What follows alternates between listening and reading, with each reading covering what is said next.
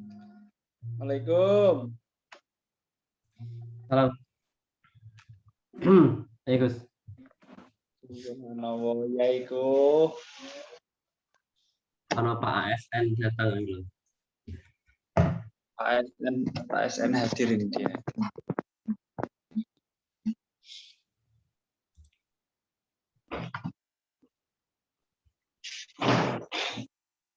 Itu drum balik caca.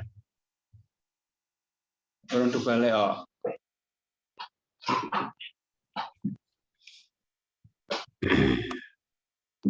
Si.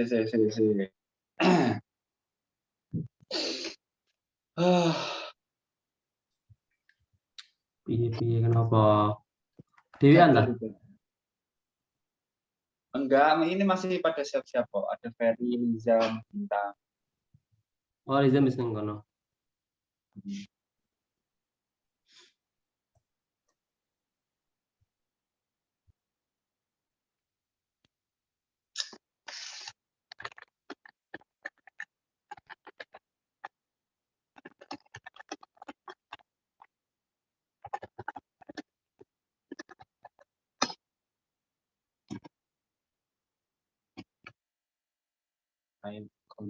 Akuntan.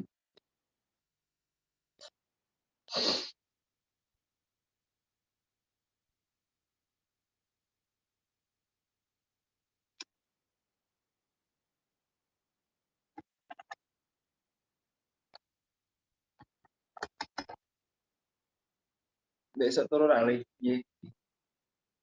Apa Gus? Besok turu. Film. Turu lah. Mantok. Wis mau cari bengi soalnya. Biasanya sampean meskipun orang Ramadan itu pirang puluh juz sih. Macamnya. Shit, tenan. Ramadan tak sing rada akeh Ramadan yo jarang. Paling sak jus. Nek apa? Nek apa? Nek Ramadan paling sak jus. Arif. Kayak lapis rambutnya social distancing katanya. Yang grek. Dia ngantar deh kita awan buka kamera. Ya nggak berani. Amin.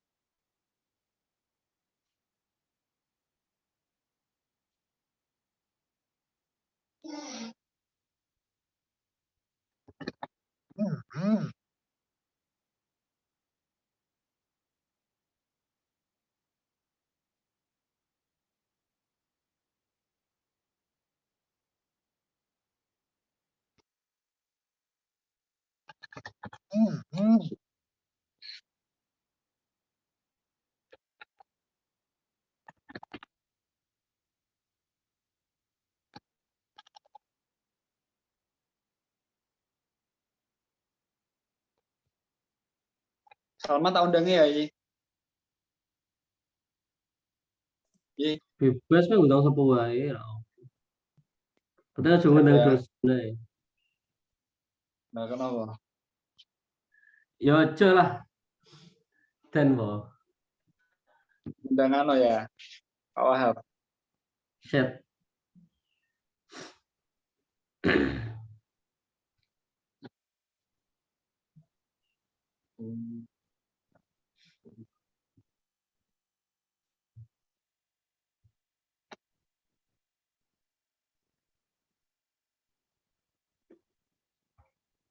Oke.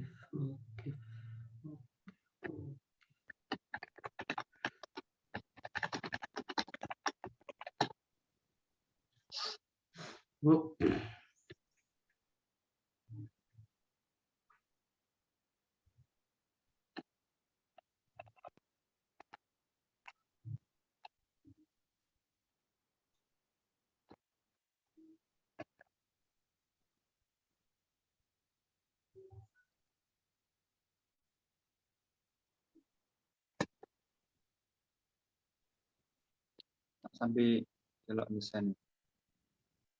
Ngeri aja. Kendunyan orang ngeri kendunyan. Sampai pik gak balik ya iya.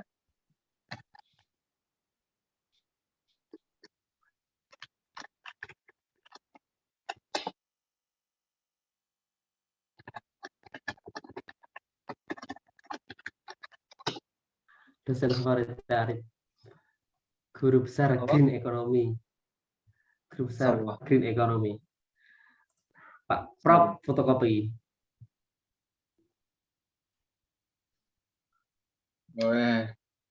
Kok fotokopi sih? Prof Mujiono sama fotokopi. Kan di fotokopi Mas. Loh, oh iya dah. Dosen yang lumayan nih. Saya kira kawan fotokopi. Oh saya. Saya ku jual kentang, terus air galon, sama apa? Nah sebelahnya kan fotokopi.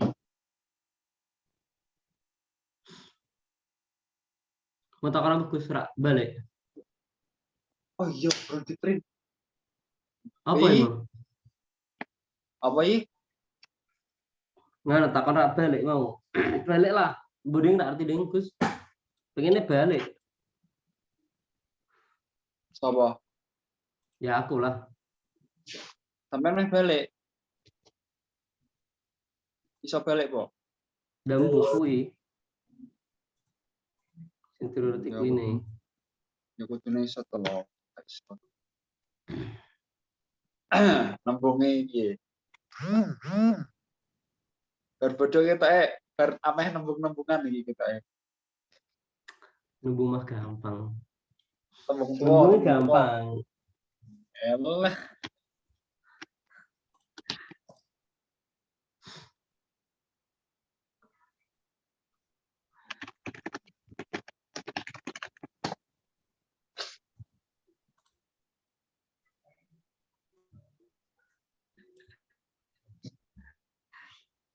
Apa sih hari itu? Goblok.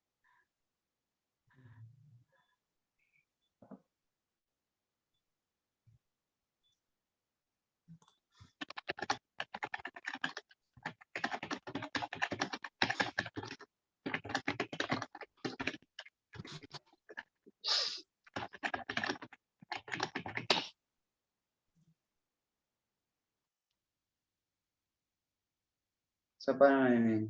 Wah. Kamu udah jadi host ini, nanti kamu nge-share sendiri ya. Siap.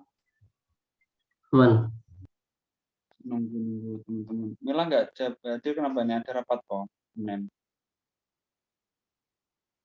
Nah orang paling lagi jalan terus. Jalan apa? Mungkin di kantor mas lagi tekan orang. Oh iya. Benar sekali. Ini Senin bos. Udah sibuk biasa nih. Kenapa nek Senin iki? Kan udah sibuk uang kan. Anjen toh kok teman-teman kita itu luar biasa. Pak ASN upacara Senin. Waduh lah iku poso-poso wawancara itu. Wah tapi sih ngombe masih kita itu ya model-model.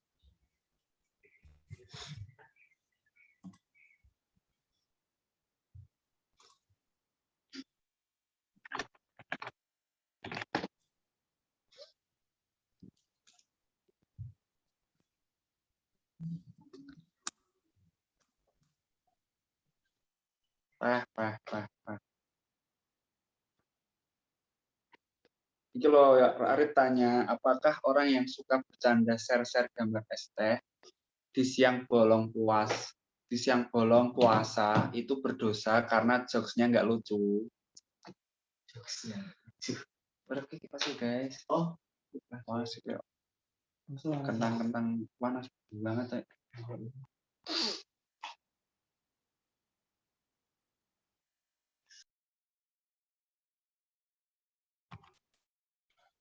Dan mulai ya. Bismillahirrahmanirrahim. A'udzubillahi minasyaitonir rajim. Bismillahirrahmanirrahim. Qala al-musannif rahimahullah ta'ala wa nafa'ana bihi wa bi ulumihi fid dharain. Amin. Saya screen dulu.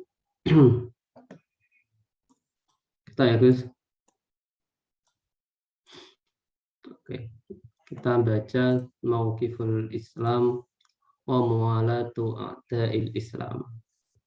Jadi habis sebelumnya kita kemarin bahas ada tentang persaksian, ada hikmah, pertama hikmah tasyri', ada terus hikmah diutusnya Rasul, terus diutusnya Nabi Muhammad, lalu ada persaksian dari beberapa agama-agama lain tentang Islam, kebenaran Islam, dan sebelumnya juga ada beberapa bab yang membahas juga intinya adalah tentang penguatan agama Islam, bahwasanya agama Islam adalah agama yang terbaik, agama yang hanif, dan tentunya itu versi kita ya, tetap kembali lagi itu yang kita imani, walaupun orang lain tidak beriman kan ya, itu urusan lain.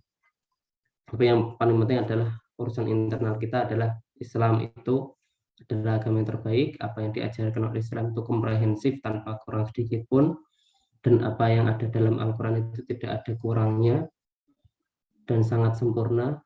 Semua syariat yang ditetapkan Allah itu sempurna. Gitu. Itu yang harus diimani oleh kita.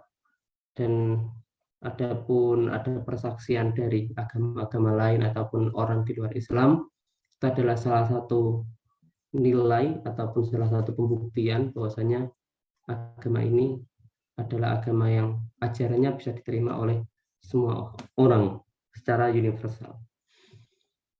Lalu kita beranjak kepada bab tentang bagaimana sikap kita terhadap orang-orang di luar Islam.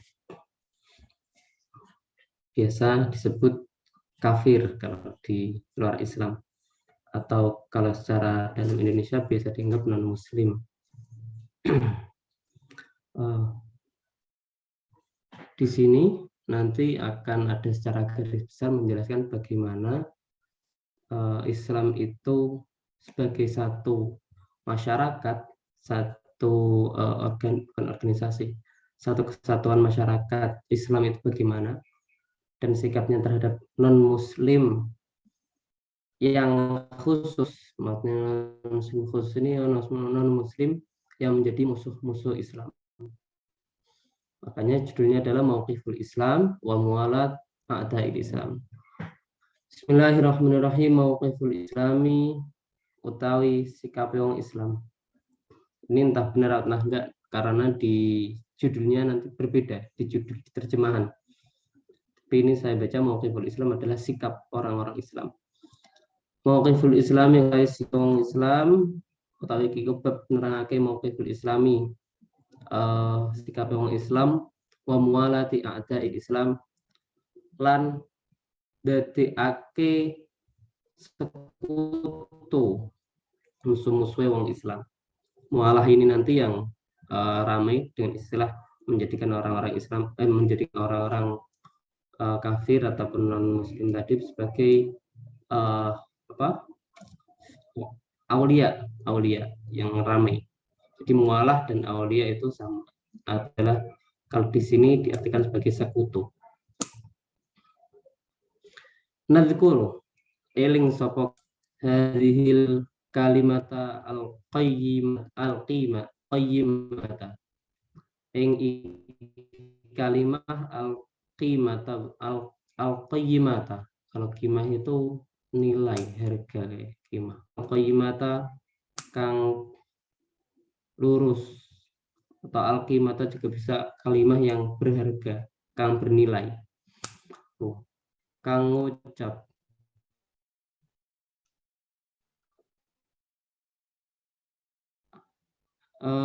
alati tuntoku kang diucapake apa alati kalimah mau bil kelawan hak wal hikmatu lan hikmah li fadilatil ustadi kedua fadilah kang din mulyakake Al Ustad Al Akbar rupane guru besar Syekh Muhammad Tut, itu Syekh Muhammad Saltut Syekhul Jami' Al-Azhar Asy-Syarif, yaitu salah satu Universitas Al-Azhar Asy-Syarif. Dia termasuk Grand Syekh, tidak salah keberapa gitu saya lupa. Syekh Muhammad Saltut. Qala ngendikan sapa Syekh Muhammad Saltut mau, inna lil ummatil islamiyyah, sak temene kedua umat al-islamiyati kang bangsa Islam syakhsiatan. Jadi isime inna syakhsiatan pribadi atau awak-awakan, qawiyatan kang kuat, kaunuha toy anane syakhsiyah mau al-islami ku Islam. Islam yang gimana? Islam sing kepiye? Antariki mahwit ta'assubi. Saking dalan ngehapus, ngeresiki sangkok fanatisme, ta'assub itu fanatisme. Jawabnya apa arti?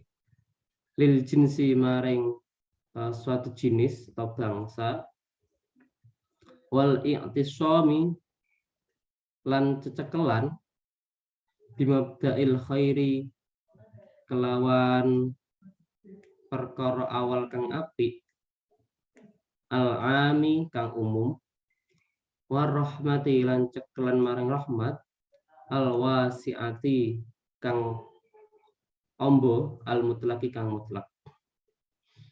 Jadi beliau menjelaskan bahwasanya umat Islam, jika dikatakan seorang umat al-Islam itu adalah seseorang yang punya kriteria ataupun seorang pribadi-pribadi yang mempunyai sifat dia tidak fanatik terhadap sesuatu pada jenis tertentu, dan dia berpegang teguh terhadap prinsip kebaikan umum. Jadi kebaikan secara umum itu dia pegang. Dan tentunya dengan rahmat kasih sayang yang menyeluruh terhadap semuanya, baik terhadap manusia atau terhadap makhluk Allah yang lain. Itu yang dikatakan Syekh Muhammad Saltut tentang umat Islam itu harusnya bagaimana. Itu dia yang punya perbedaan yang kuat, terus menghapus fanatisme dari dalam dirinya, jadi tidak fanatik terhadap sesuatu, fanatik yang berlebih ya tentunya. Terus berpegangan terhadap kebaikan secara umum, jadi tidak menolak kebaikan A dan kebaikan B. Jadi kebaikan umum, semuanya jika itu memang baik, maka dia akan lakukan. Nah, kebaikan ini dalam garis dalam garis syariat tentunya. Apa yang dianggap baik oleh syariat. Jika tidak dianggap baik oleh syariat, misal ada orang yang pencuri, dia menganggap dia mempunyai harta banyak dari hasil curian itu bagus, ya itu tidak boleh. Itu bukan kebaikan, kan bukan kebaikan umum juga. Jadi al khair al am. Biasanya kebaikan umum itu tidak bertentangan dengan kebaikan syariat yang diberikan oleh syariat. Makanya makotis syariahnya biasanya tidak bersinggungan dengan kepentingan umum atau masalihul ammah. Jadi biasanya masih sejalan. Lalu ar-rahmah al-wasi'ah al-mutlak. Ini yang juga penting bagi pribadi seorang muslim. Dia harus berpegang teguh terhadap jiwa yang punya empati, punya simpati terhadap segala hal, dan terhadap baik manusia, hewan, tumbuhan, dan lain-lain. Dia mengutip dalil wa may ya'tasim billah faqad hudiya ila siratim mustaqim. Siapa yang berpegang teguh terhadap Allah, maka dia akan mendapatkan siratal mustaqim. Wa man sapane wong ya'tasim kang sekelan billahi kelawan Allah, faqad jawab man, faqad hudiya mongko teman-teman diawahi hidayah ila siratal mustaqim maring dalan sirat mustaqimin kang lurus. Hidayah, hidayah itu seperti hadiah. Jadi bisa jadi datang kapan saja, tergantung yang ngasih. Tidak pasti ketika Anda berbuat baik terus, ya terus langsung tiba-tiba dapat hadiah, nggak mesti. Bisa jadi tiba-tiba hadiah datang tanpa kita tahu kapan itu, dan kapan juga hidayah itu datang, dengan cara apa, tidak ada yang tahu. Itu tergantung yang memberikan. Tapi ada satu patokan, jika kita ingin memberikan hidayah ataupun kita ingin berdakwah sebagai jalan hidayah orang lain, maka berikanlah hadiah itu dengan baik-baik, yaitu tidak dengan cara dilempar dengan keras ke mukanya, tapi dikasihkan dengan baik-baik. Karena kita memberikan hadiah pada seorang harusnya dibungkus dengan rapi dan lain-lain seperti itu. Walaupun tetap nanti pemberi hidayah aslinya adalah Allah Subhanahu wa Ta'ala. Ini tadi saya cek di Ibnu Ashur, di At-Tahrir wa Tanwir, tafsirnya Ibnu Ashur mengatakan bahwasanya dalil ini itu suatu pertanda atau suatu dalil yang harus dipegang oleh orang-orang yang datang setelah Rasulullah wafat, ataupun orang yang tidak melihat Rasulullah dulunya ketika beliau masih hidup. Jadi seorang yang berpegang terhadap billah itu diartikan Al-Quran. Yang berpegang terhadap Al-Quran, maka dia tidak akan atau dia tidak usah khawatir akan tenggelam dalam kesesatan. Dalam artian orang yang mau belajar Al-Quran, maka dia tidak mungkin sesat. Ya, tapi juga perlu digarisbawahi, belajar Al-Qur'annya lewat siapa, dan dia belajar Al-Qur'annya tafsirnya lewat siapa, ataupun dia hanya lewat terjemahan, itu kan susah. Maka yang diperhatikan adalah belajarnya dengan baik, sanadnya harus jelas, itu juga yang penting. Jadi wa may ya'tasim billah itu juga banyak sekali tafsiran-tafsirannya. Oke, lanjut. Wa bidzalika lan kelan mengkono-mengkono mau takunu ana al jamaatu jamaah al-islamiyah tukang bangsa Islam mahma ikhtalafat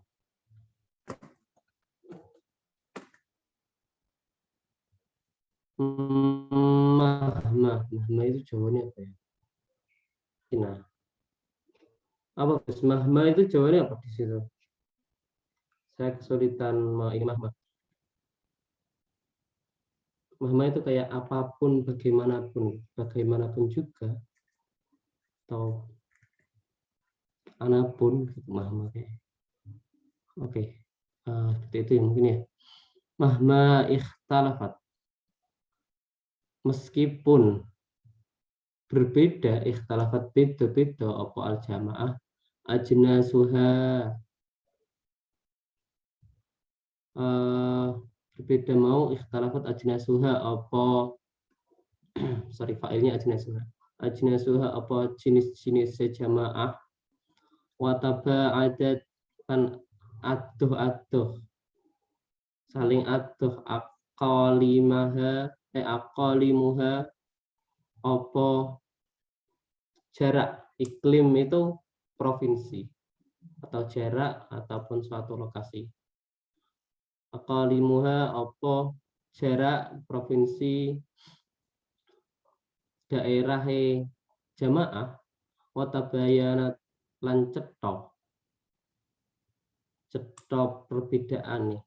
Alwanuha apa warna kulit jamaah wa alsinatuha lan bahasa-bahasane jamaah taduru muter,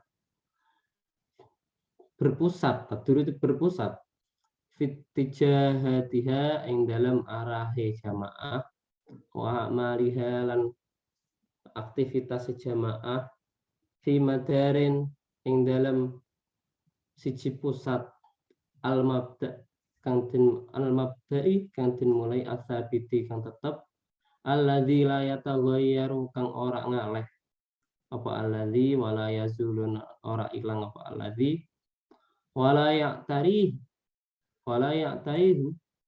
lan ora lenyap sorry. Wala ya'tari hulan ora nyaplok.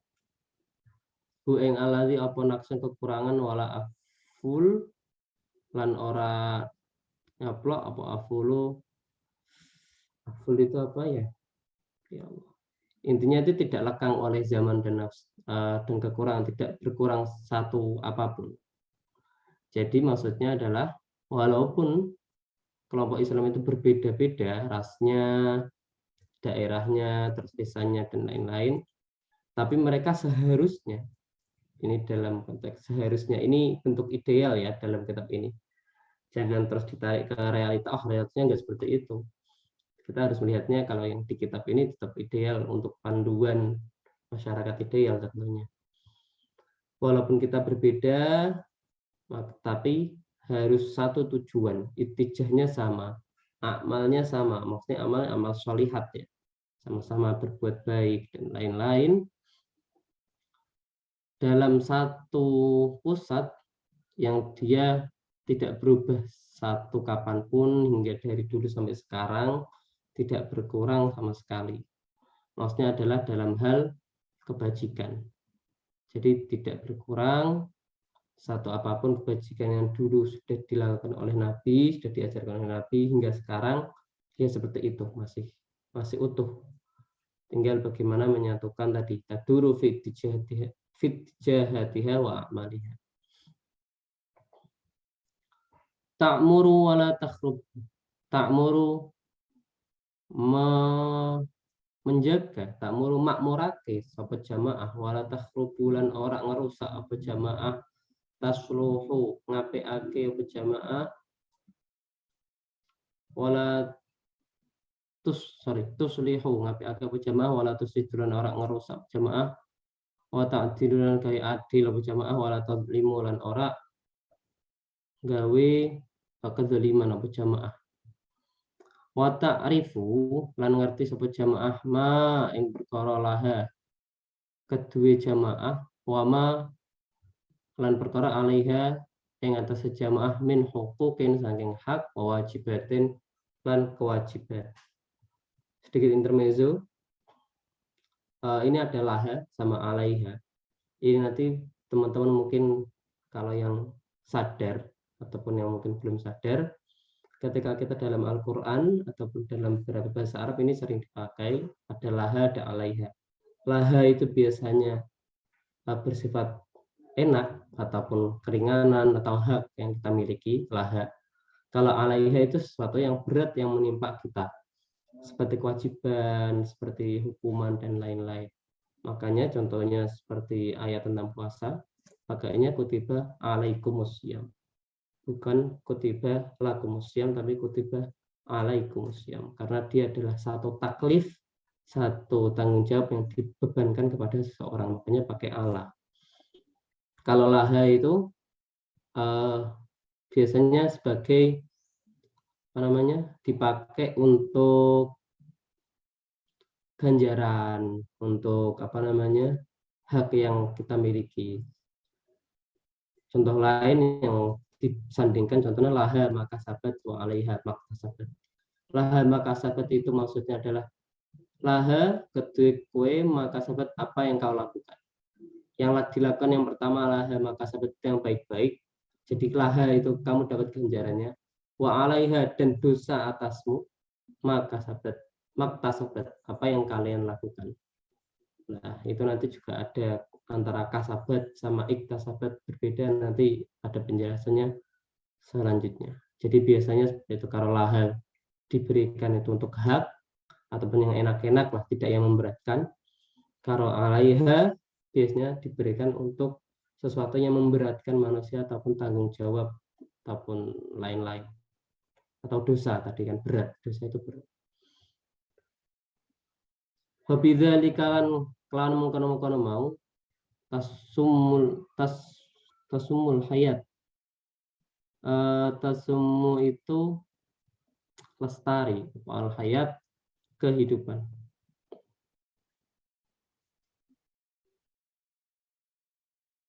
Wayas audunas dan bahagia apa anasu menungso. wa fi sabilin lan ing dalam dalan, wa fi sabili hadzal mabda'i lan ing dalam dalan iki. Al-mabda' itu sepertinya prinsip, sesuatu yang pertama. Mabda' itu prinsip, ya. Alladzi yad'u kang ngajak ila tara ila tarabut yang dalam keterikatan ala asasin yang atas satu pondasi minal khairi saking kebagusan.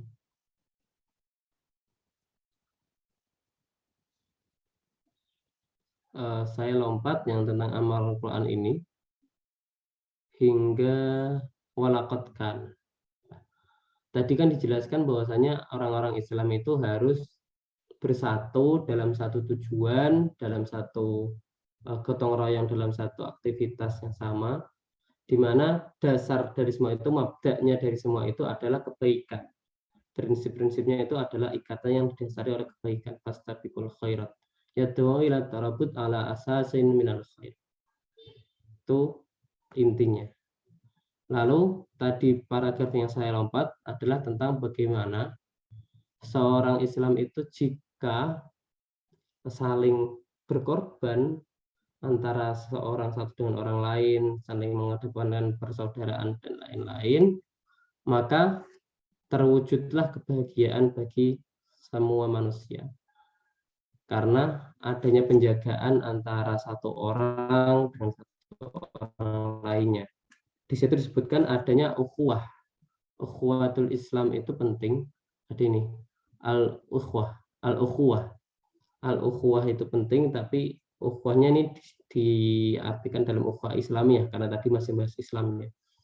Karena nantinya selain ukhuwah Islamiyah akan ada ukhuwah al-insaniyah, ada ukhuwah al-khalqiyah. Jadi ada kebersaudaraan Islam, ada saudara dalam kemanusiaan, nanti ada yang lebih tinggi, saudara dalam kemakhlukan, maksudnya adalah sama-sama makhluknya Allah. Gitu. Itu yang lebih tinggi, yang paling tinggi lagi. Tapi kita baru mencapai mana, coba diukur diri masing-masing. Apakah kita sudah melakukan ketiganya, ataupun baru ukhuwah Islamiyah tok, atau sudah ukhuwah insaniyah. Teman-teman yang lebih tahu untuk mengukur diri sendiri. Karena kalau kata Pak Quraisy, saudara itu dalam arti seudara.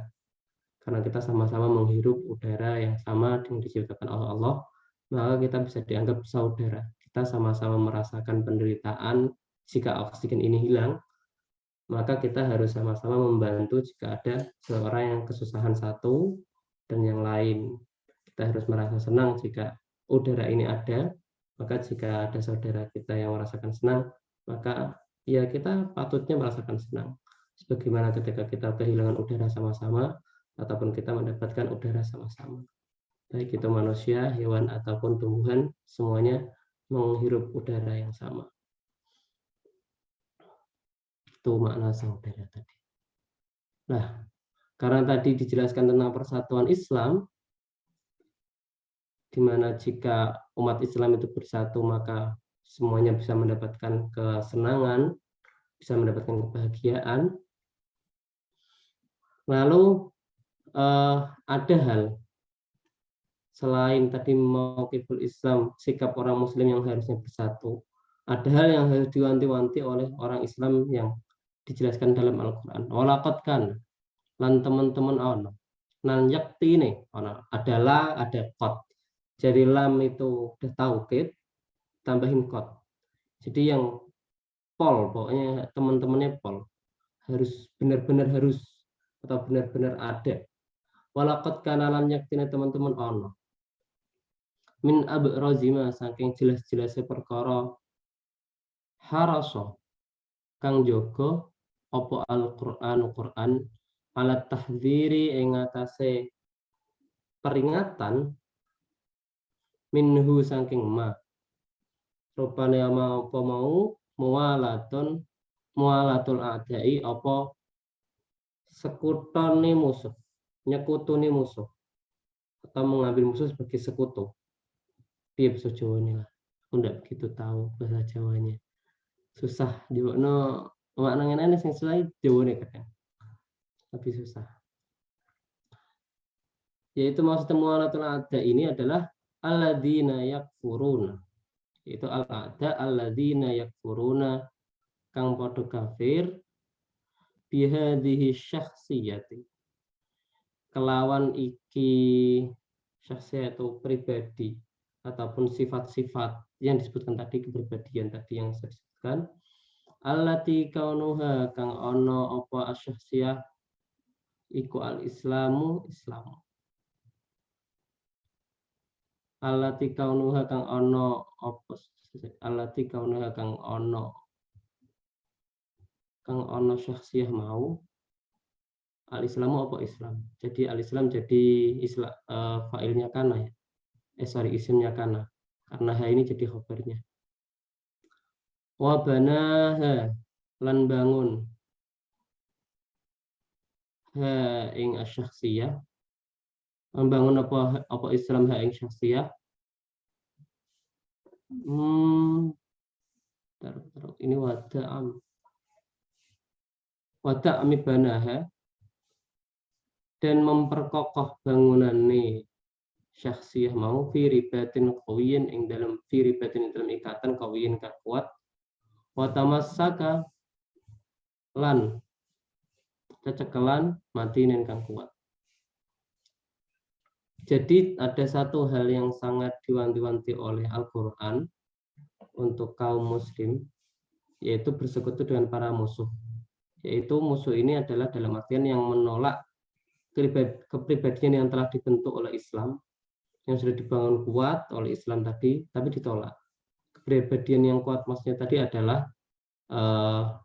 menjalankan apa tadi yang di awal, menjalankan perintah, terus mengajak dalam kebaikan, dalam rahmat al-wasi'ah dan lain-lain tadi, dan berpegang terhadap Al-Quran. Ini yang alladzina yakfuruna bihadhihi syakhsiyah. Jadi orang-orang musuh ini maksudnya ke sana.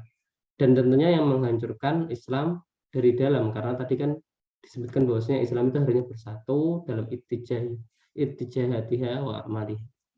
Tapi mereka merusak kebersatuan itu. Itulah musuh-musuh Islam. Waya jiduru bina, waya jiduru ini kalau saya lihat kamus maknanya borok, punya borok. Dan jadi borok, lan jadi elek. Bina kelawan kita fi hadzal maqam ing dalam iki maqam atau ing dalam iki tingkatan an-nasuqa nyento giring sapa kita, bukan giring, lebih pasnya itu an-nasuqa nyento nekaake sapa kita ba'dal ayati ing sebagian pira-pira ayat Al-Qur'an allati arradat kang jelasake apa ayat linnahyi maring larangan an muwalatil a'da'i saking nyekutuni musuh wahassat lan menyampaikan juga ya wahassat ini ya. Ini dilompat dulu nanti. Saya lupa wahassat. Bentar. Saya cari dulu ya. Kali ada. Menganjurkan. Wahassat lan nganjurake. Apa ayat alal bukti ing atase ngadohi anhum saking a'da. Wa'adamul iktirabi. Lan wa'adamil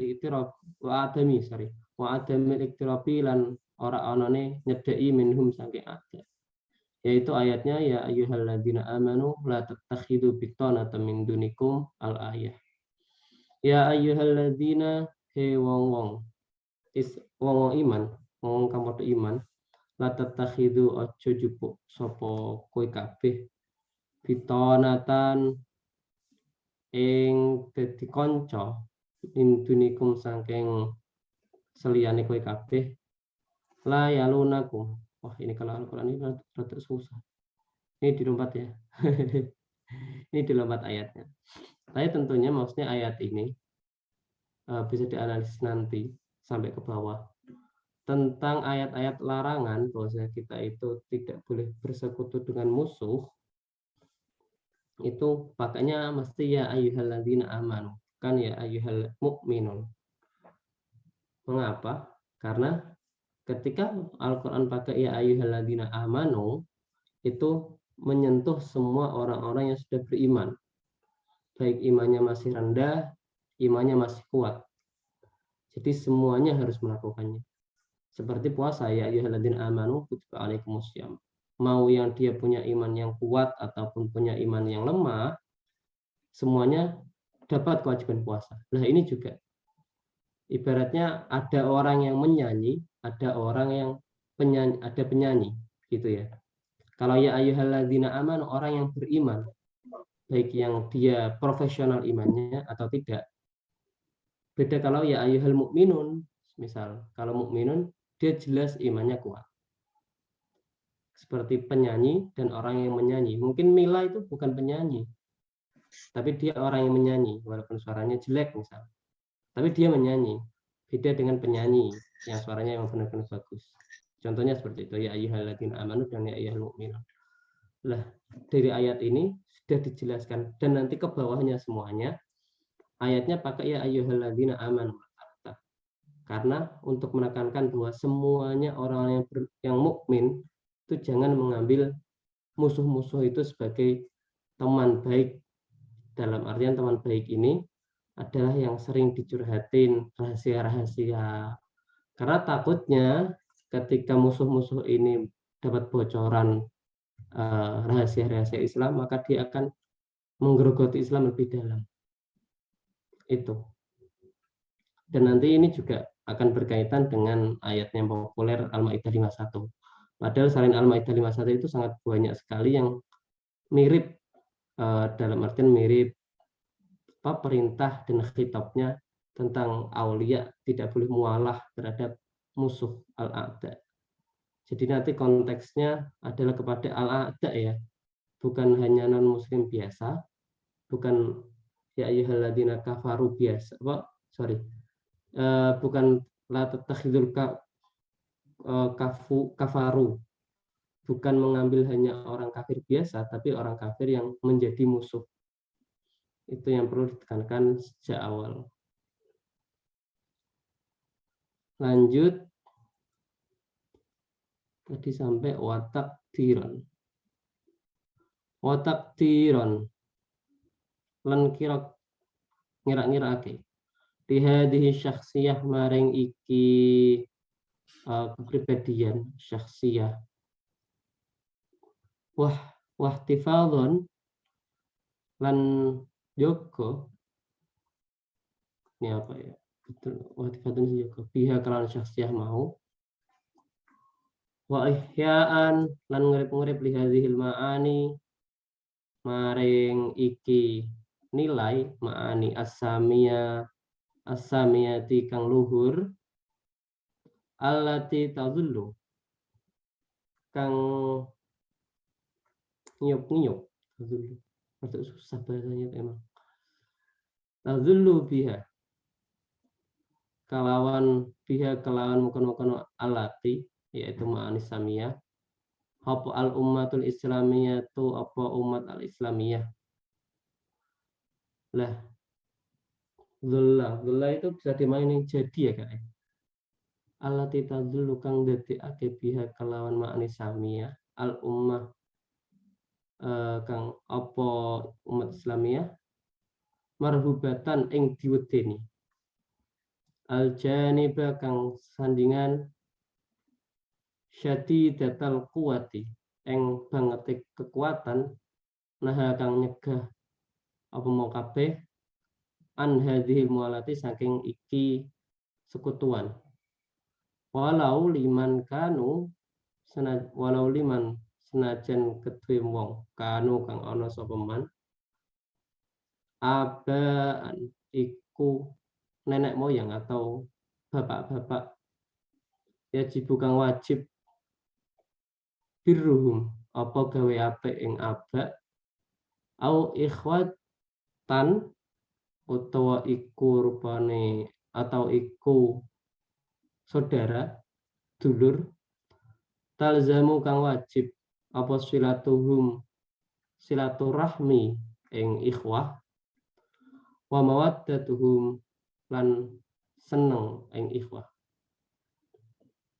Jadi untuk menjaga al-ma'anis samiyah tadi dan menghidupkan nilai-nilai luhur yang dimana bisa menjadikan umat Islam itu marhubah, ditakuti, punya wibawa dan punya kekuatan, maka sekalipun itu terhadap orang tua yang wajib di birrul walidain yang wajib kita berbuat baik padanya ataupun kepada saudara yang kita wajib untuk silaturahim, wajib untuk menyayanginya, jika mereka kok sebagai musuh dalam artian musuh-musuh Islam, maka kita juga naha an hadhil mualah. Maka kita juga dicegah untuk berbuat atau menjadikan mereka sekutu.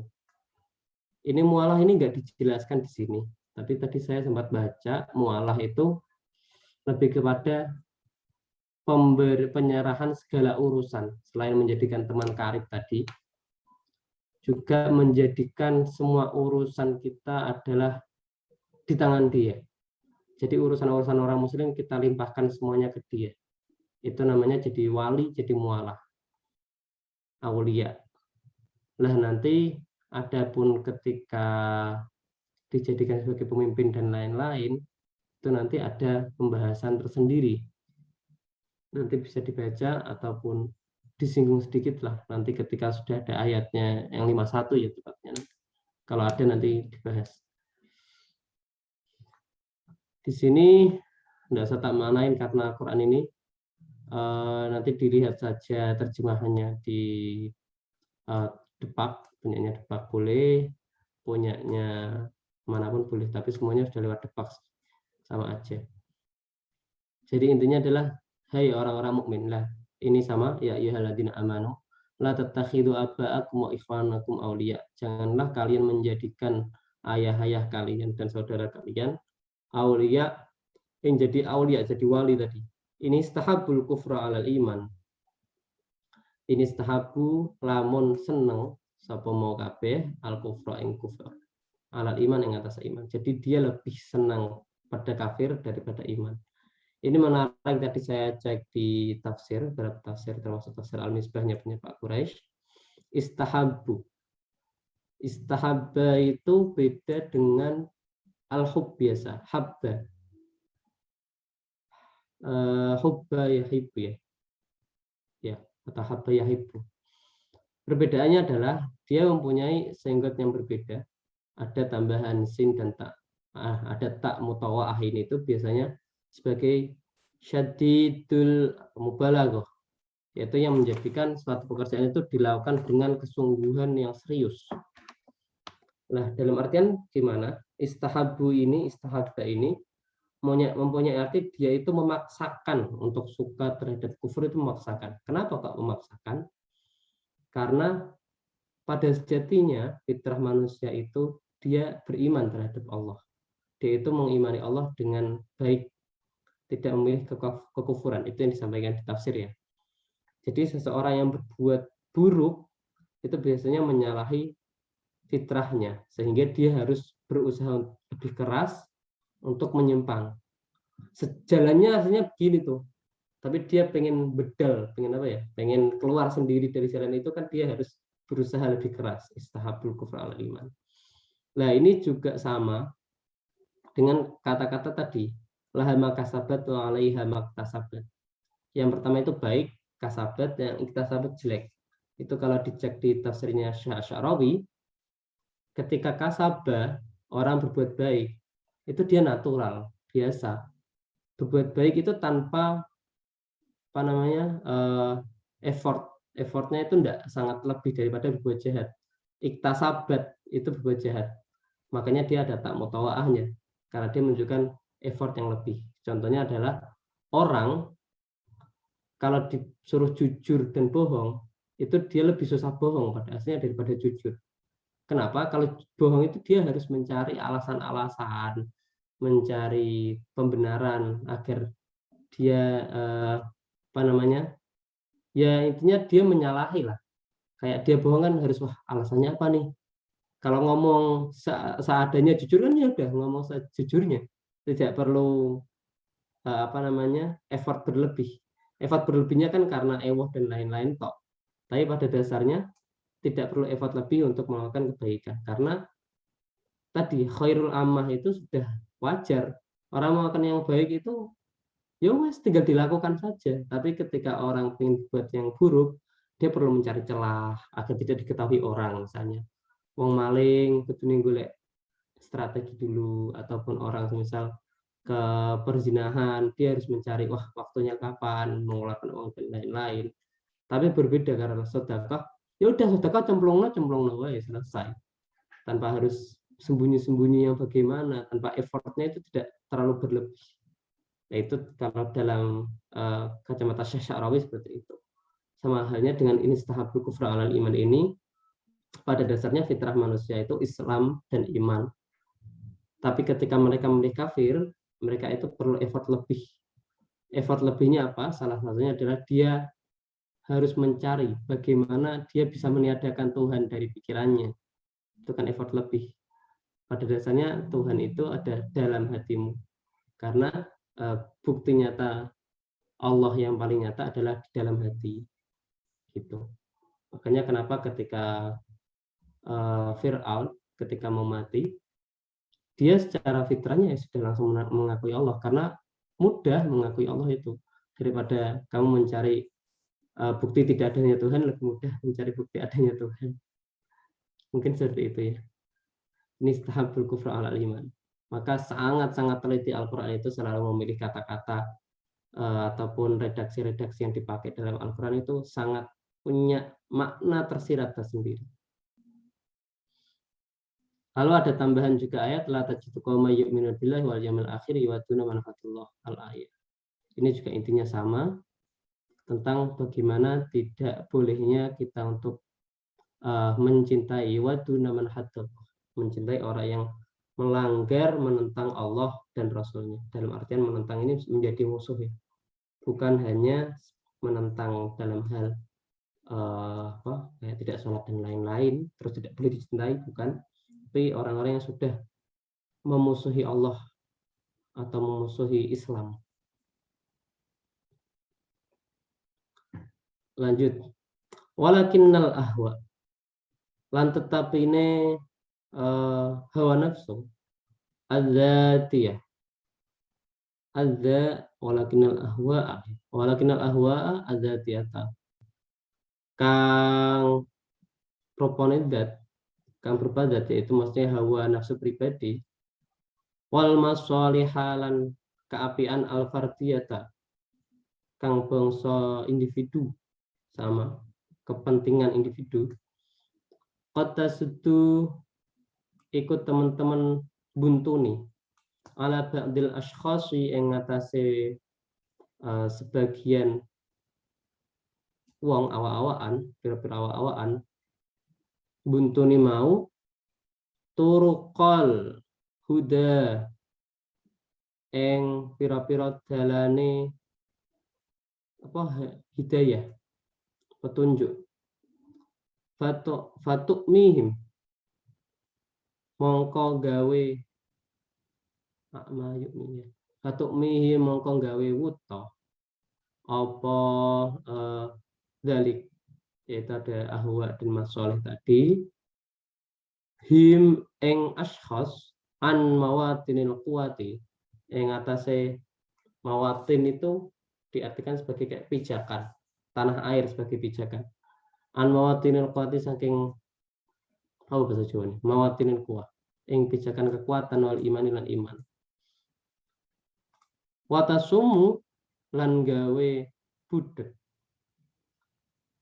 apa mau kabeh adzanahum ing pengrungune ashkhas gawe budeke mau anda watil khairi saking ajakan kebaikan. Wadzalika lan makono mau. Apa namanya? Turukul huda. Hina yatakhalluna nalikane nyepiake sapa ashas anil itisami saking cecekelan billahi kan Allah wattiba'i huda lan nyepiake saking nganut petunjuk Allah. Fa innal i'tisama sak temene mongko sak temene cecekelan billahi kan Allah daiman halis selawase. Tariqul khairi ikut dalam keapian, wasabilul falahi lan jalan kesuksesan. Fa'idha ma tagut, fa'idha ma ini gimana apa ya? Bentar. Fa'idha ma ini bukan munafik. Fa'idha ma mau kenalikane sesuatu. Sorry, ini aku nggak paham ya. Nanti bisa ditambahin ke nafis. Faidama ini apakah dia manya mausul, apa manya nafi? Kalau nafi soalnya nanti bertentangan sama penjelasannya.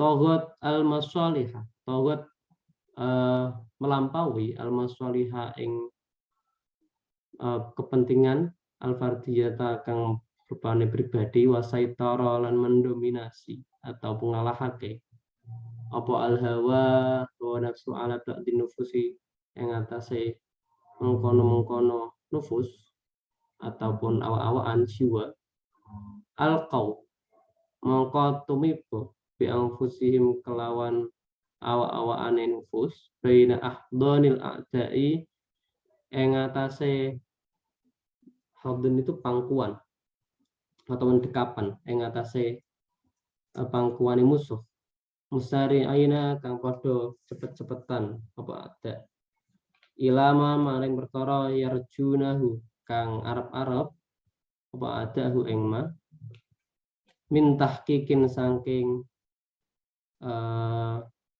mintahkik merealisasikan apa ya mintahkik saking nyataake naf'in mintahkiki naf'in khasin saking merealisasikan manfaat yang khusus apa bahasanya saking nyataake manfaat khasin yang khusus wabida lan kelan mengkono ya ta'awanuna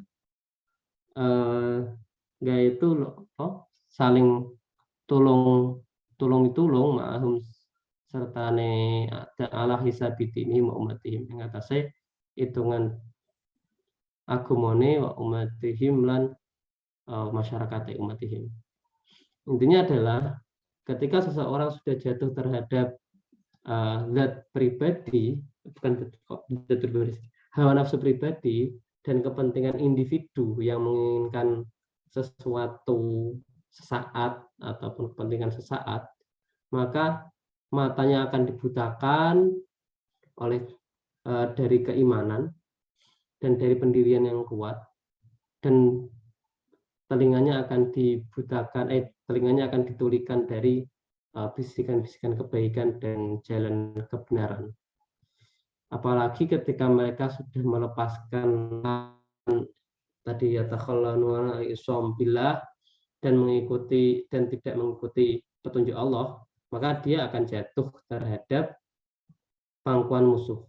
Dan mereka ala hisabidinihim ini kalau dalam terjemahan dimaknai mengorbankan agama dan mengorbankan bangsa, hingga mereka malah mengorbankan bangsa dan agamanya. Nah, ini seterusnya,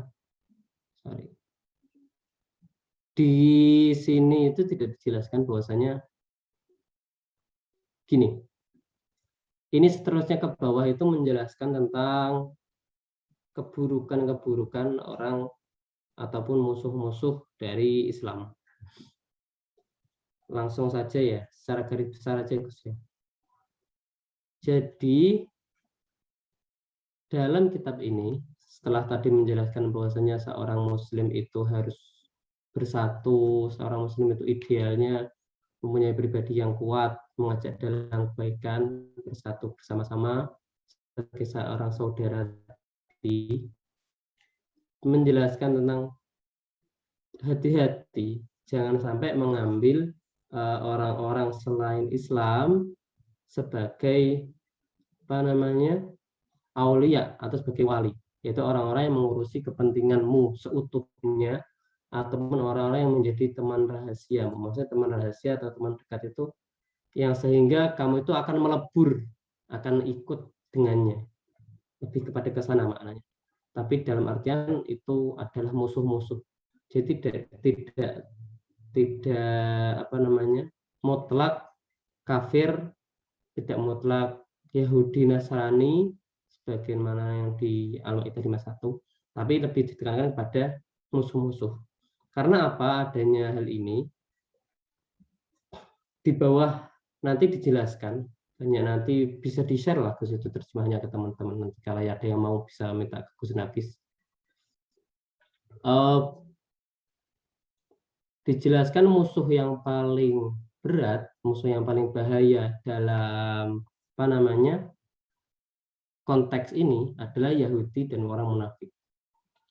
Yahudi itu, ini flashback sejarah, dulunya ketika pas Nabi di Madinah mengadakan piagam Madinah, itu ada orang-orang Yahudi yang sudah bersepakat untuk mengikuti piagam Madinah untuk melindungi Madinah bersama-sama.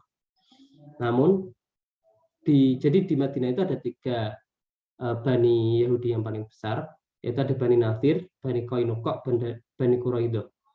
3-tiganya itu mengkhianati Nabi semua. Yang pertama adalah Bani Nadir.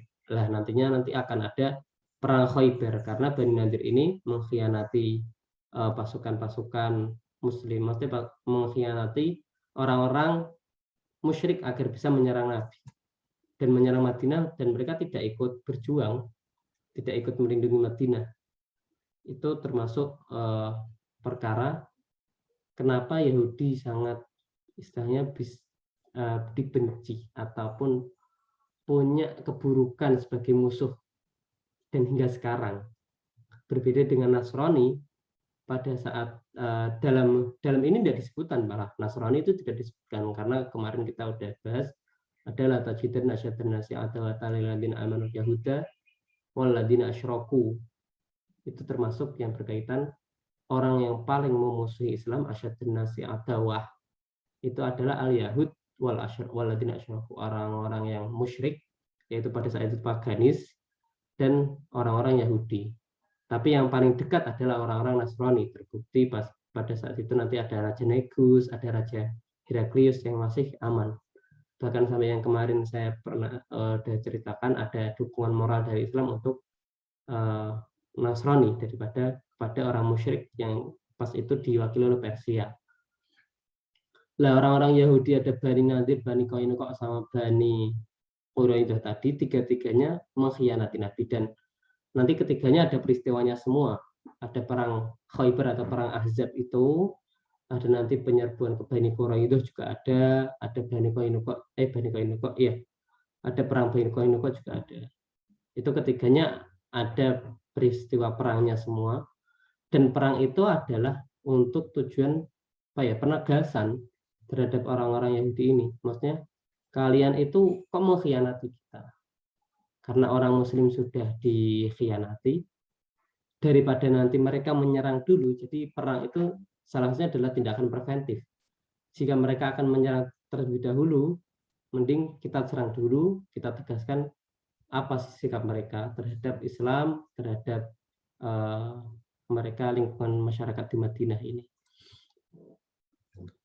Nah, dijelaskan bosnya nanti Yahudi, dan dibawa sampai Yahudi sekarang oleh Imam Jurjawi ini, kekejaman Yahudi dulu dan sekarang itu ya sama dengan Islam sampai sebegitunya.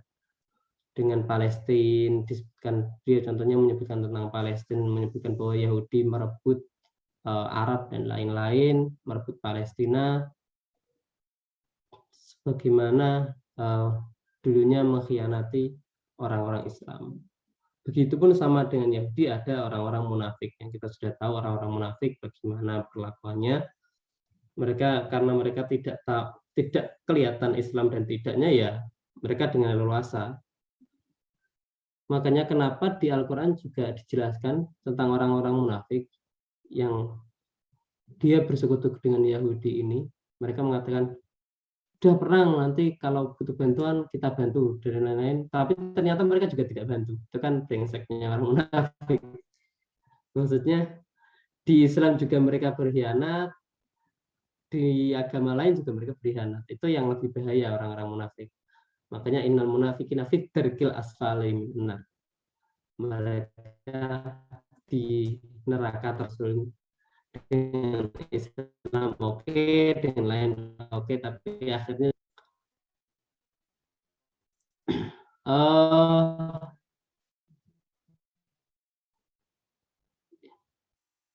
ini nanti ada intermezzo sedikit lagi.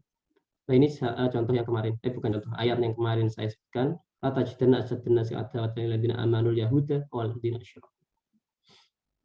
Inilah mengapa orang-orang Yahudi itu sudah dinas Al-Quran sebagai orang-orang yang memusuhi Islam sangat berat. Intermezzo sedikit. Orang-orang Yahudi itu kalau yang tahu adalah beliau adalah salah satu putra dari Nabi Yakub. Berarti Nabi Yakub saudaranya Nabi Yusuf. Nabi Yakub punya anak namanya Yahuda. Yahuda itu salah satu adalah saudaranya dari Nabi Yusuf, karena Nabi Yusuf kan putra Nabi Yakub juga. Nah, Nabi Yakub itu putranya Nabi Ishak. Nabi Ishak itu punya Nabi Ibrahim. Nabi Ibrahim punya 2 anak, Nabi Ishak dan Nabi Sulaiman. Nabi Sulaiman, Nabi Ismail. Sorry. Nabi Ismail nanti yang turunnya kepada Nabi.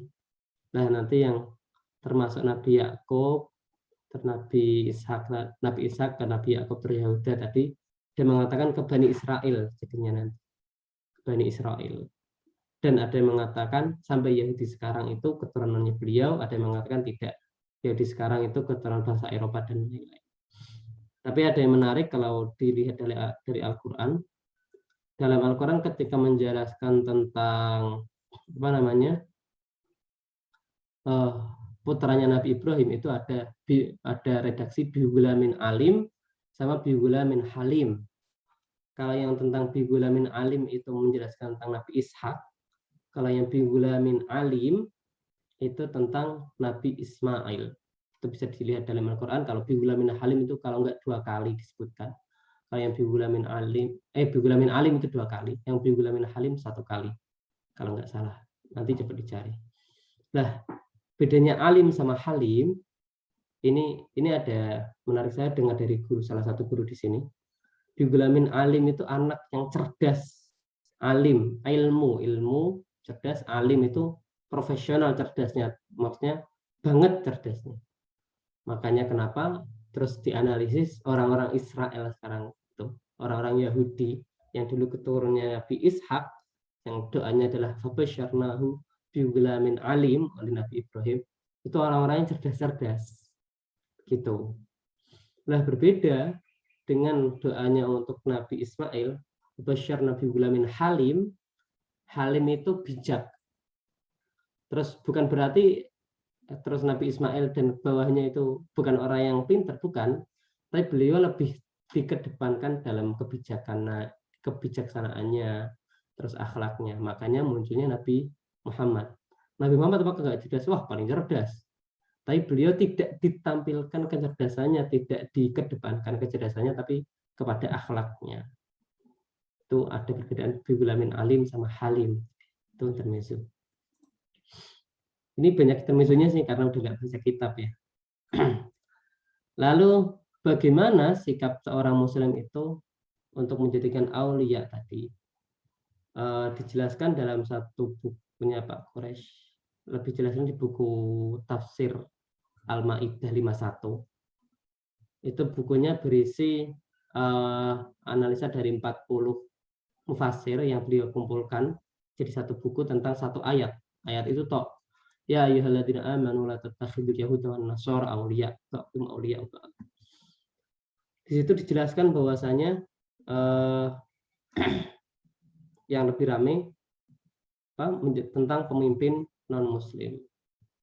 Di situ Pak Kores menjelaskan bahwasanya bagaimana mengambil pemimpin non-Muslim mengambil orang non-Muslim atau orang kafir sebagai pemimpin. Beliau menjelaskan, ya kalau bisa sih jangan. Begitu beliau.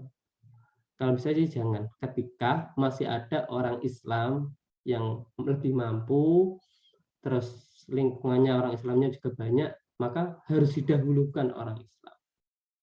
Beliau menekankan seperti itu. Tapi ketika sudah tidak ada orang Islam, adanya orang yang non-Muslim, maaf, dan orang non-Muslimnya lebih mampu untuk mengemban amanah sebagai pemimpin, dan tambahannya, dia itu tidak punya wewenang penuh.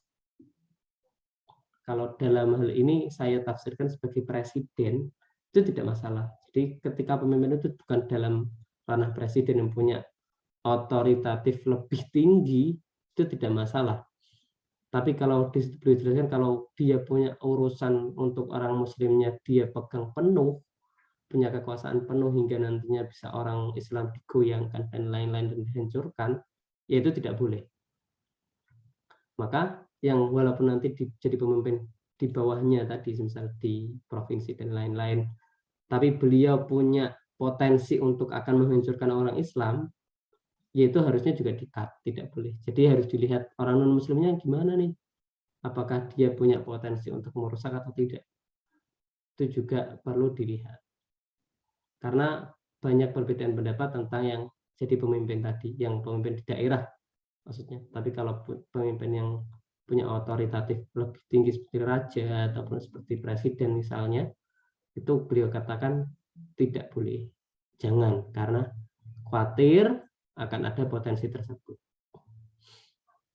Mengapa? Beliau jelaskan juga selain orang non-Muslim, orang Islam sendiri yang tidak memegang amanah, tidak memegang i'tisam billah tadi, itu ada potensi untuk mencelakakan umat Islam juga, sehingga tidak boleh dijadikan pemimpin juga dalam Islam. Lah, ini ada dalilnya juga. La yattakhidul mu'minuna kafirin awliya min dunil mu'minin. Nah, paragraf yang ini tentang yang innal muslimina ummatan wahidatan tajtami'u ala ra'yin wahidin wa hadafin wa ghayatin samiyatin wahidatin. Ini dimaksudkan bahwasanya orang-orang muslim itu harus bergabung jadi satu dalam satu pemikiran untuk melawan kekejaman musuh ini. Intinya begitu. Lah, ada la yattakhidul mu'minuna kafirin awliya. Di sini kalau Pak Kres menjelaskan harus cukup menarik, saya kira. Kafirin di sini beliau tidak hanya mengambil orang-orang non-muslim, tapi orang-orang Islam itu bisa masuk kafir karena banyak sekali ayat-ayat ataupun banyak sekali hadis-hadis yang mengatakan orang jika melanggar syariat itu dianggap kafir. Orang nggak sholat bisa dianggap kafir, orang yang tidak bayar zakat malah dianggap musyrik dalam Al-Quran juga, ataupun orang yang tidak intinya tidak mematuhi beberapa perintah lah, itu dianggap langsung kafir. Tapi maksudnya dalam artian kafir itu dia menutup diri dari keburukan, dari kebaikan, bukan yang kafir langsung dia keluar dari Islam, bukan. Tapi kafir itu kan dalam artian tertutup, hatinya tertutup dan lain-lain. Makanya di sini beliau sebutkan la yattakhidul mu'minuna kafirina awliya, itu tidak boleh mengambil orang-orang kafir, maksudnya orang-orang Islam yang tidak punya amanah, dia sering melanggar hukum-hukum syariat, itu sebagai aulia juga, karena takutnya akan merusak Islam dari dalam. Ya tadi contohnya ada orang munafik ya, salah satunya. Gitu. Itu menariknya sih. Terus tambahan sedikit sebelum berakhir, ada satu ayat yang bisa jadi pegangan untuk kita semua.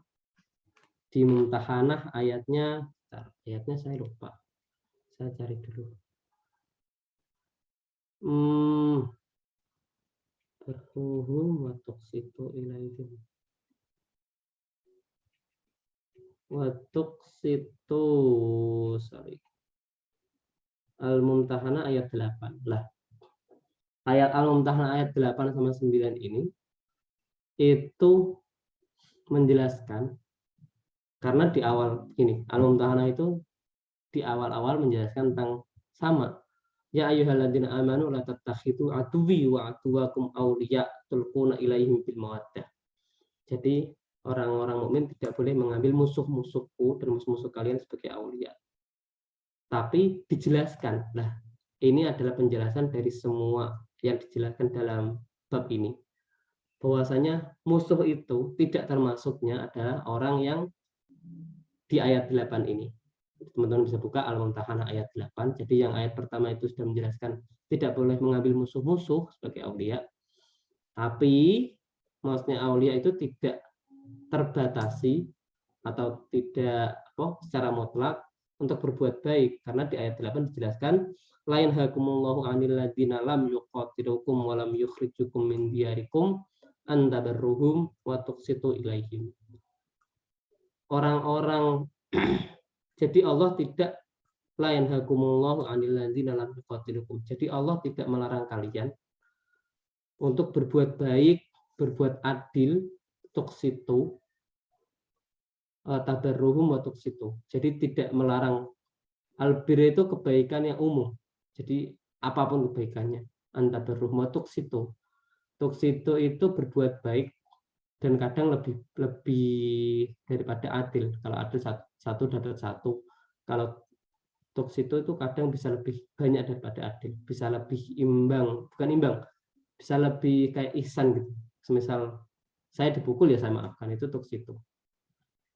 Jadi tidak dilarang untuk melakukan kebaikan dan saling berbuat baik interaksi dengan orang-orang tadi, yaitu orang-orang yang alladzina lam yuqatilukum wa lam yukhrijukum min diyarikum, yang tidak memerangi kalian, tidak mengusir kalian dari rumah-rumah kalian. Maksudnya adalah yang tidak berbuat jahat juga terhadap kalian, yang mereka juga berbuat baik, berbuat harmonis terhadap kalian, ya dibalas dengan kebaikan juga tidak masalah. Jadi al-kafirin ini tidak mutlak, tapi hanya berlaku pada orang-orang yang memusuhi, yang dijelaskan di bawahnya innama yanhakumullahu 'anil ladzina qatalukum fid dini wa akhrajukum min diyarikum wa dhaharu 'ala ikhrajikum an tawallawhum. Jadi ayat 8 dan 9 itu sebagai penegas mana yang aduun, mana yang musuh, mana yang tidak. Jadi dalam bab kali ini yang dijelaskan Syekh Al-Jurjawi, kita tidak boleh, atau sikap orang muslim itu tidak boleh menjadikan musuh orang-orang kafir ataupun orang-orang di luar Islam itu dengan tanda petik orang-orang yang memusuhi, bukan semua secara umum dipukul rata. Itu sih mungkin sekilas dari saya. Wallahu a'lam bishawab. Al-Fatihah.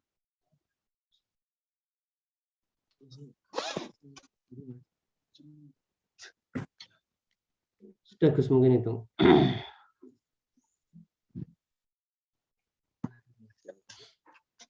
Halo Mas Labib. Oh iya. Izin bertanya Mas. Oke, monggo. Dijawab yang lain. Tadi kan kata-kata mualah kan itu ya Mas ya, apa namanya, kayak mewakilkan urusan kepribadian kita kepada orang non muslim ya Mas ya. Oke. Itu kan bukan, kembali lagi ya yang tak jelaskan, bukan orang non muslim toh, tapi orang yang jadi musuh tadi, itu yang paling ditekankan, musuh-musuhnya Islam. Itu penekannya di situ. Karena kalau cuma menyerahkan urusan pribadi, bukan urusan pribadi doang, urusan keislaman, urusan yang lebih luas lah pada dasarnya aulia ini nanti. Karena kalau cuma urusan pribadi, Nabi itu pernah dengan Abdullah ibn Uraikid, ketika beliau hijrah ke Madinah dengan Sayyidina Abu Bakar, itu ada orang Yahudi kalau nggak salah, Ibnu Uraikid itu orang Yahudi atau orang musyrikin yang menuntun, yang jadi targetnya Nabi. Itu kan Nabi menyerahkan urusan pribadinya kepada dia. Lah, tapi karena Abdullah bin Uraikid ini bukan dianggap musuh Islam, maka tidak ada masalah. Makanya kenapa tadi saya jelaskan di akhir sebagai statement yang paling untuk penjelasnya, bahwasanya semua yang dianggap tadi al-kafirin tidak boleh diambil aulia itu dijelaskan di Al-Mumtahanah 8 dan 9. Kalau yang musuh itu yang memusuhi kamu tadi, maksudnya yang mengajak perang ataupun yang mengusir kamu dari rumah, itu yang tidak boleh untuk dijadikan aulia, Mas. Oh, gimana? Berarti cukup terjawab berarti. Ya, paham masuk Rahim. Oke, Mas. Ya maklum ini Lizam santri tersesat. Dolala Mas, pasti dolala. Oke, yang lainnya barangkali ada yang bertanya. Ini cukup sensitif ya, ya.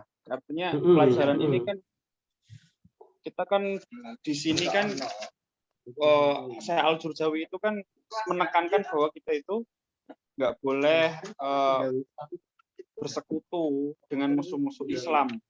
Dan di sini malah keterangannya itu langsung menjurus kepada setiap orang yang non-Muslim, orang yang bahkan di sini menjelaskan bahwa Yahudi itu musuh bebuyutan kita. Dan zaman sekarang itu malah lebih parah daripada zaman dahulu. Betul. Nah ini kan diterangkan di situ ya. Nah pertanyaannya itu batasan-batasan apa yang bisa kita jadikan acuan ya? Karena gini, maksudnya bersekutu itu seperti apa? Contohnya itu seperti apa? Nah kita ketika bekerja sama dengan orang-orang mereka itu baik non-Muslim dari Nasrani maupun dari Yahudi itu kan kita sangat bersinggungan sekali dengan mereka, bahkan keseharian kita itu pasti juga ada salah satunya memakai produk-produk dari mereka.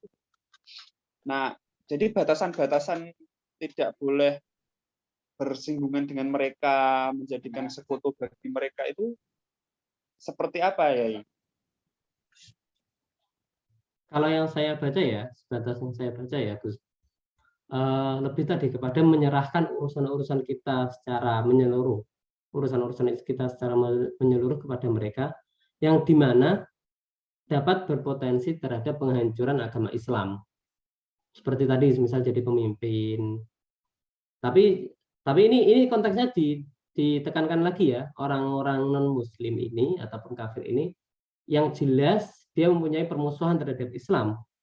Ini yang perlu ditekankan kembali. Jadi tidak mutlak al-kafirin, tidak mutlak non-Muslim, tapi adu, musuh. Jadi orang-orang yang jelas permusuhannya terhadap Islam, ya untuk konteks sekarang yang paling jelas ya Israel itu terhadap Palestina, yang paling jelas untuk sekarang, ataupun semisal ya gimana ya, yang banyak membantai orang-orang Muslim lah. Itu yang bisa dikatakan dia yang menghancurkan Islam. Tapi kalau jelas itu karena Islamnya ya dia dibantai ya, termasuk Palestina sih. Berarti kayak mohon maaf, berarti kayak melakukan sebuah diplomasi, terus kita masuk ke daerah mereka, terus melakukan obrolan atau kita menjadi pembicara di Israel, itu apakah termasuk ya? Enggak, itu enggak kalau aku enggak termasuk. Karena ketika misal pas Nabi saat itu kan juga ada diplomasi kan dengan orang-orang Yahudi, dengan orang musyrikin juga diplomasi, tidak ada masalah. Yang jadi masalah tadi sehingga orang-orang kayak teman sahabat itu gimana ya? Sehingga kita itu kayak nempel dengan dia, sehingga kita itu berbaur, sehingga seakan-akan kita sudah tidak ada sekat dengan dia. Semuanya rahasia dibocorkan. Kalau pas saat itu kan konteksnya perang ya, rahasia-rahasia perang dibocorkan, terus strategi-strategi perang dibocorkan, ataupun semisal politik-politik dalam Islamnya dibocorkan kepada mereka, itu yang nggak boleh. Sehingga menjadikan tadi aulia itu kayak waliullah, antara Allah dengan wali itu udah ada batasan. Lah, konteksnya sama. Dengan musuh-musuh kita itu, dengan musuh-musuh Islam tadi bersekutu dalam artian sehingga antara orang Islam dengan orang tadi dengan musuh-musuhnya itu tidak ada batasan, sehingga saling mencampur adukkan urusan, misal wah udah semua urusan orang-orang muslim dilimpahkan ke dia sehingga dia bisa berkuasa. Itu Gus, kalau semisal cuma mau amalah dan lain-lain yang sampai nggak ke sana arahnya, saya kira tidak ada masalah. Tapi ada beberapa ulama, contohnya Syekh Yusuf Qaradawi, walaupun beliau lumayan dianggap keras karena beliau ikhwan muslimin ya nanti itu diedit tolong. Itu beliau mengatakan bahwasanya tidak boleh bermuamalah dengan Zionis Israel yang saat ini. Tapi kan itu dalam artian Zionis Israel ya, bukan orang-orang tertentu yang maksudnya mereka masih baik dengan Muslim, karena nggak semuanya orang yang di Israel mendukung tentang Palestina itu kan. Itu sih menurutku Gus. Jadi batasannya sampai kepada dia benar-benar menjadikan teman setia dan yang menyerahkan semua urusannya terhadap dia begitu. Kalau hanya sekedar bersinggungan, berinteraksi, itu tidak ada masalah. Kalau diplomasi tadi itu malah sebagai satu bentuk ini perlawanan kan.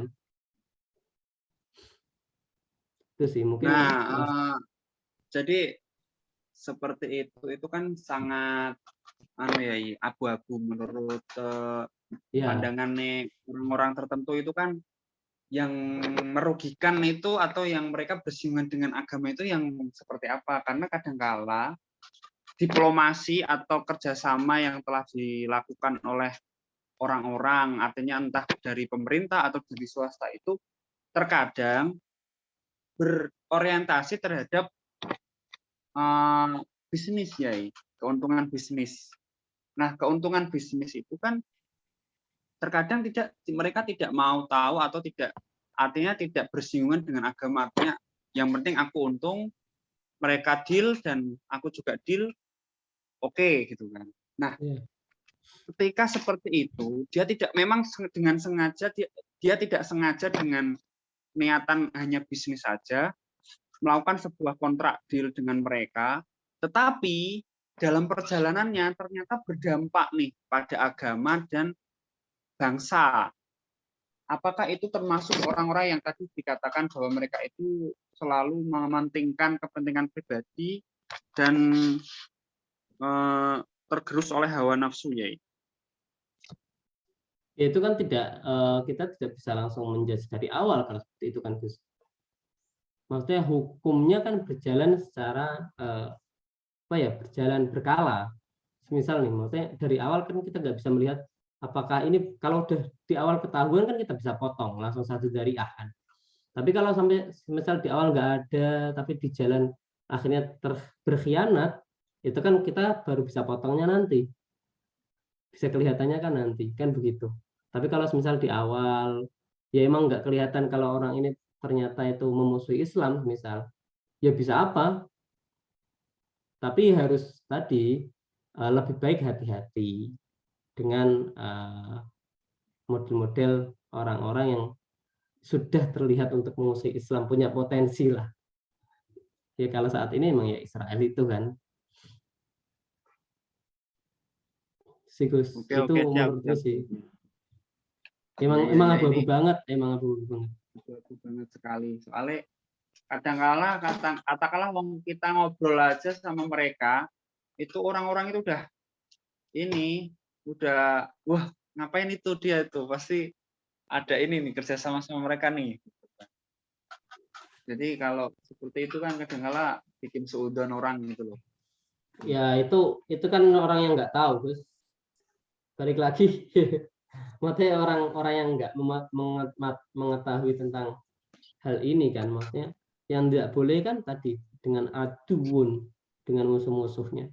Jika dia masih dalam konteks yang baik, maksudnya tadi dalam konteks tidak memerangi dan lain-lain ya nggak apa-apa. Antabarruhum wa tuqsitu ilaihim.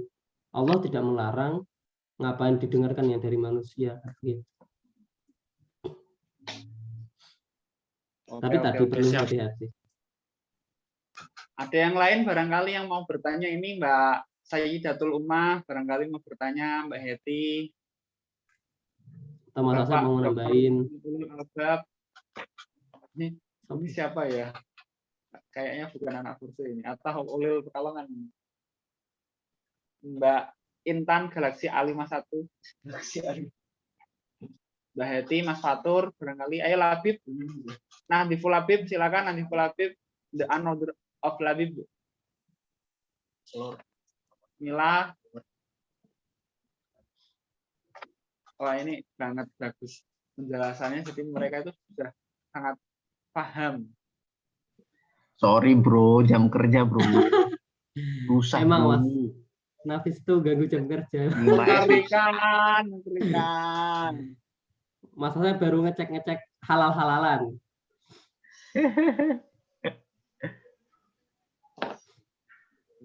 Oke, siap. Itu kan pembahasannya hikmatul taklif ya. Bukan Mas, belum. Ya, Mas. Hah? Belum. Mauqiful Islami. Ini salah Mas desainku. Ini harusnya Mauqiful Islami. Mualatul adail Islam. Kirain wis taklif. Soalnya menarik. Kenapa kita harus dibebani hukum macam-macam gitu. Ya itu Itu nanti besok, Mas. Bagiannya sopo. Tommy. Tommy nanti disubsidi sama Indivest Mas kuotanya. Ya. Tadi sih lebih ke ukhuwah Islamiyah ya. Ya, lebih jelasnya ukhuwah Islamiyah. Tapi kalau mau itu bisa ditarik lebih ke atas, lebih ke ukhuwah Insaniyah juga bisa.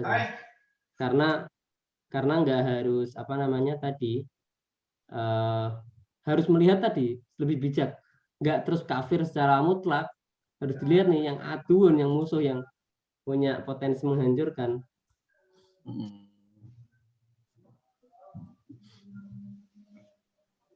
Oke.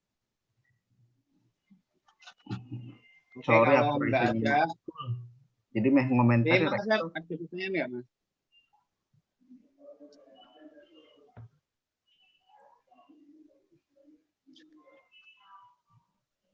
Ini ada pertanyaan dari Mbak Sayyidatul Ummah Yai. Oh iya tadi pas Gus Labib membaca kitab dan bilang ada hal yang harus diwanti-wanti manusia. Mungkin bisa dijelaskan lagi. Dan bisa dijelaskan lagi terkait Bani Nazir dan lain-lain yang mengkhianati Nabi. Silakan. Kalau yang untuk mewanti-wanti manusia tadi, itu tentang mualah ini, tentang berhati-hati terhadap sekutu-sekutu ini, terhadap bukan menyekutukan ya. Untuk bekerja sama, apa sih yang lebih enak? Jawabannya untuk menjadikan teman setia lah, untuk menjadikan mereka itu teman setia. Itu tadi yang perlu hati-hati maksudnya di situ. Karena dalam Al-Quran itu banyak sekali ayat-ayatnya yang sudah dijelaskan. Yo, bolo kental. Itu. Terus yang tentang Bani Nadir, wah ini harus nyari sirah dulu ya kalau pengen ini. Nanti bisa dicari Mbak tentang perang Khaybar. Jadi nanti atau perang Ahzab. Itu yang tentang Bani Nadir. Gimana Bani Nadir itu pada intinya orang-orang Yahudi ini bersekutu dengan orang-orang musyrik untuk menyerang Nabi. Padahal secara piagam Madinah itu orang-orang yang termasuk orang Yahudi Madinah itu sudah ada perjanjian bahwasanya mereka harus melindungi Madinah dengan orang-orang Islam. Jika ada serangan ke Madinah, ya mereka harus membantu. Tapi pada nyatanya ketika orang-orang musyrik itu mau menyerang ke Madinah, mereka malah membantu orang-orang musyrik. Itu Bani Nadir. Makanya nanti ada pengepungan terhadap Bani Nadir itu di perang Khaybar selama beberapa hari. Dan akhirnya mereka menyerah. Itu tiga Bani itu semuanya dikepung akhirnya sama Nabi. Dikepung, ada perangan semuanya, ada Bani Quraidah sampai Nuqa itu ada perang semuanya. Karena ketiganya mengkhianati. Itu sih nanti untuk lebih jelasnya coba dicari tentang perang Khaybar. Tentang pengkhianatan orang-orang Yahudi terhadap Nabi itu yang pertama. Untuk detailnya lumayan panjang bahasanya. Nanti jika ada sesi tambahan mungkin. Siap, Yai. Itu pertanyaan dari Yai Bagus. Labib, Mbak Sayyidatul Ummah.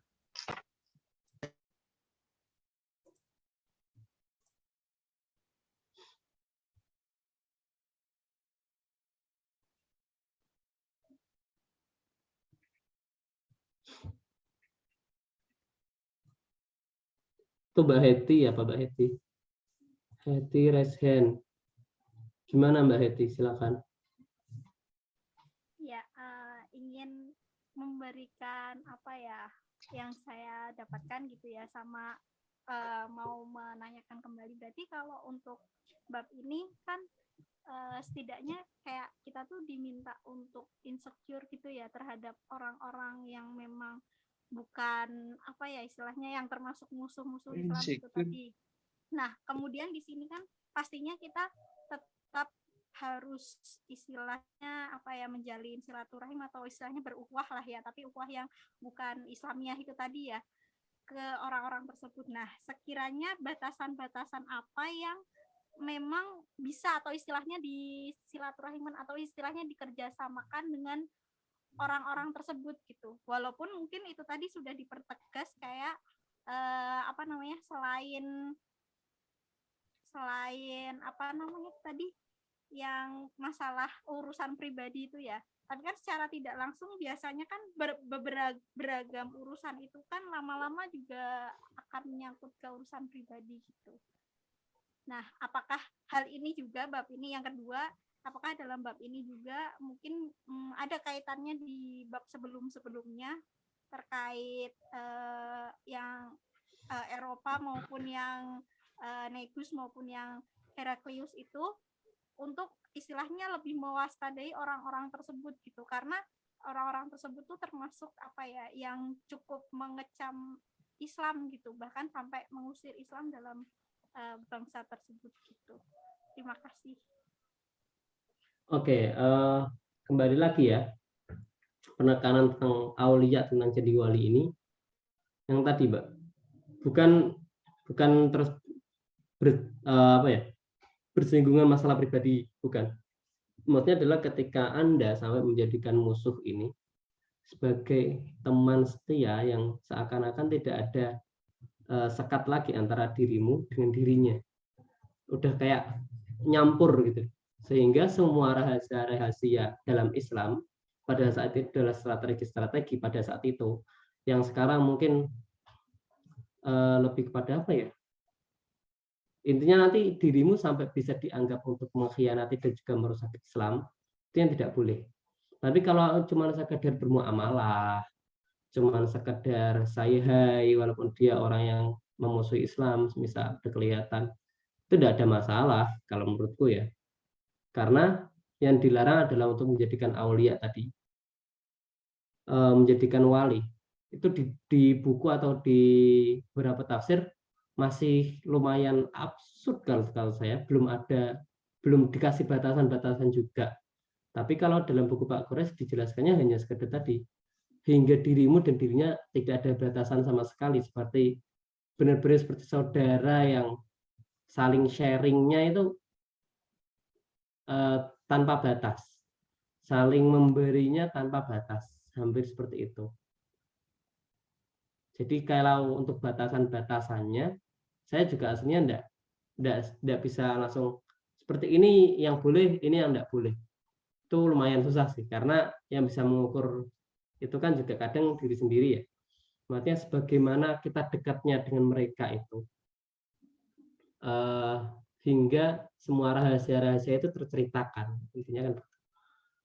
Terus perlu penekanan lagi tadi, Al-Kafirin di sini atau Yahudi dan Nasrani di sini ataupun orang-orang musyrik lainnya itu adalah yang menjadi musuh. Jadi tidak mutlak semuanya. Kalau mutlak semuanya nanti wah lumayan kacau ini. Karena kita hidupnya mau nggak mau akan berdampingan dengan orang-orang ini, sehingga yang dijadikan patokan adalah orang-orang yang memerangi kamu, orang-orang yang sudah jelas dia menjadi musuh Islam, udah ketok orang ini memusuhi Islam. Pada konteks ini yang paling kelihatan kan Israel, Zionisnya itu ya, bukan Terus bukan seluruh Israel satu negara ya bukan seluruh penduduknya satu negara bukan juga, tapi orang-orang tertentu yang jelas-jelas dia memusuhi Islam. Itu sih.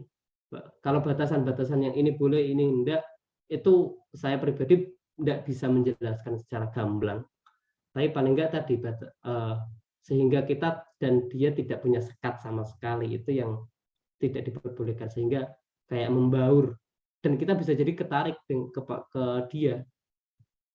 Itu kalau yang saya pahami sementara ini dalam arti apa wali atau aulia tadi ya. Terus untuk hubungannya dengan yang kemarin itu lebih kepada persaksian kayak Heraklius, Negus, itu sebagai persaksian dia menyaksikan bahwasanya Islam itu ada agama yang benar. Dan kedua raja ini tidak bisa dikatakan musuh Islam karena mereka berdua menyambut Islam dengan baik, apalagi Najasyi yang masuk Islam ya. Tidak bisa dikatakan sebagai musuh Islam, malahan mereka lumayan mengapresiasi karena mereka menanyakan tentang Islam dan mereka malah mengiyakan, wah ini ternyata sama dengan isi Injil yang saya pahami. Jadi untuk dengan orang-orang yang kemarin, Heraklius dan Negus, tidak ada hubungan pastinya. Maksudnya hubungan dengan bab ini tidak ada secara mendalam.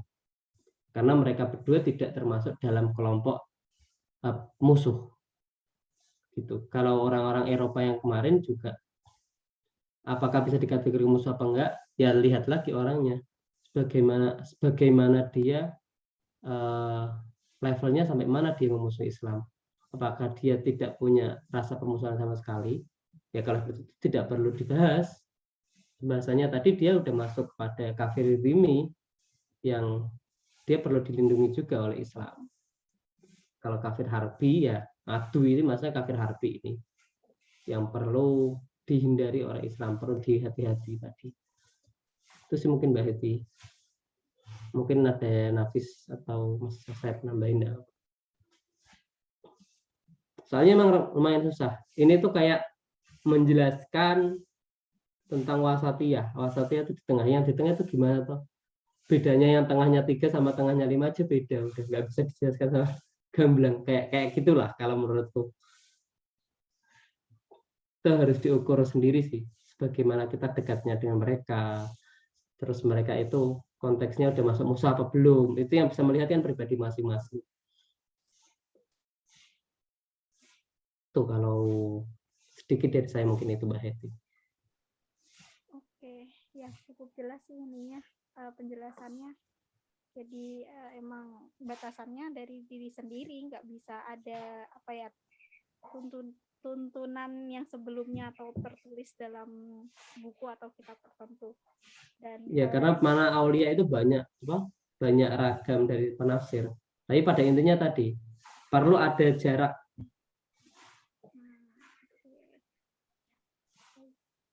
Makasih, Mas. Ya.